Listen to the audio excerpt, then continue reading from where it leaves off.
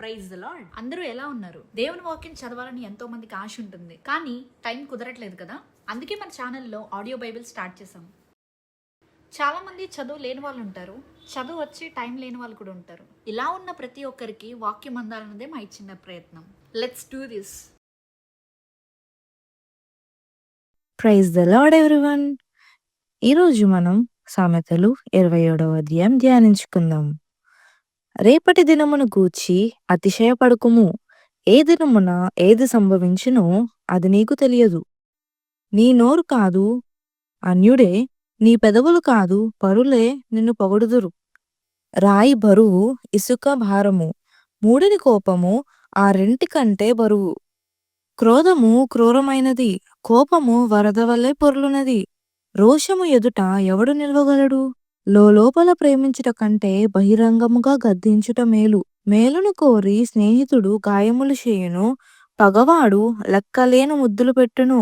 కడుపు నిండినవాడు తేనె పట్టునైనను త్రొక్కివేయును. ఆకలి గొనిన వానికి చేదు వస్తువైనను తియ్యగా నుండును. తన ఇల్లు విడిచి తిరుగువాడు గూడు విడిచి తిరుగు పక్షితో సమానుడు. తైలమును అత్తరును హృదయమును సంతోషపరుచునట్లు చెలికాని హృదయంలో నుండి వచ్చు మధురమైన మాటలు హృదయమును సంతోషపరుచును. నీ స్నేహితునినైనను నీ తండ్రి స్నేహితునినైనను విడిచిపెట్టకుము. నీకు ఆపద కలుగు దినమందు నీ సహోదరుని ఇంటికి వెళ్ళకుము. దూరములోనున్న సహోదరుని కంటే దగ్గరనున్న పొరుగువాడు వాసి. నా కుమారుడా, జ్ఞానమును సంపాదించి నా హృదయమును సంతోషపరచుము. అప్పుడు నన్ను నిందించు వారితో నేను ధైర్యంగా మాట్లాడుదును. బుద్ధిమంతుడు అపాయం వచ్చుట చూచి దాగును. జ్ఞానము లేని వారు యోచింపక ఆపదలో పడును. ఎదుటివాని కొరకు పూడబడిన వాని వస్త్రము పుచ్చుకొనుము. పరుల కొరకు పూటబడిన వాని వలన కుదువ పెట్టించుము. వేకువనే లేచి గొప్ప శబ్దముతో తన స్నేహితుని దీవించు వాని దీవెన వానికి శాపముగా ఎంచబడును. ముసురు దినమున ఎడతెగక కారు నీళ్లును గయ్యాని అయిన భార్యయు సమానము. దానిని అపజూచువాడు గాలిని అపజూచువానితోనూ తన కుడి చేత నూనె పట్టుకొను వానితోనూ సమానుడు. ఇనుము చేత ఇనుము పదునగును, అట్లు ఒకడు తన చిలికానికి వివేకము పుట్టించును.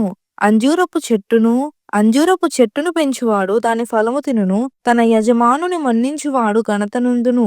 నీటిలో ముఖమునకు ముఖము కనబడినట్లు ఒకని మనస్సునకు మరి ఒకని మనసు కనపడును. పాతాళమునకును అగాధ కూపమునకును తృప్తి కానేరదు, అలాగున నరుల దృష్టి తృప్తి కానేరదు.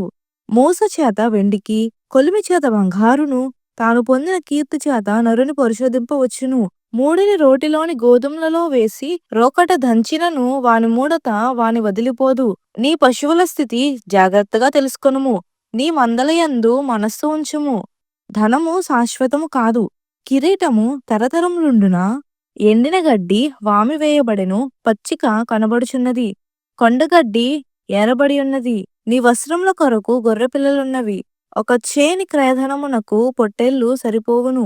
నీ ఆహారమునకు, నీ ఇంటివారి ఆహారమునకు, నీ పనికత్తెల జీవమునకు మేకపాలు సమృద్ధియగును. దేవుడిచ్చిన వాక్యం దీవించి ఆశీర్వదించునుగాక. ఆమేన్.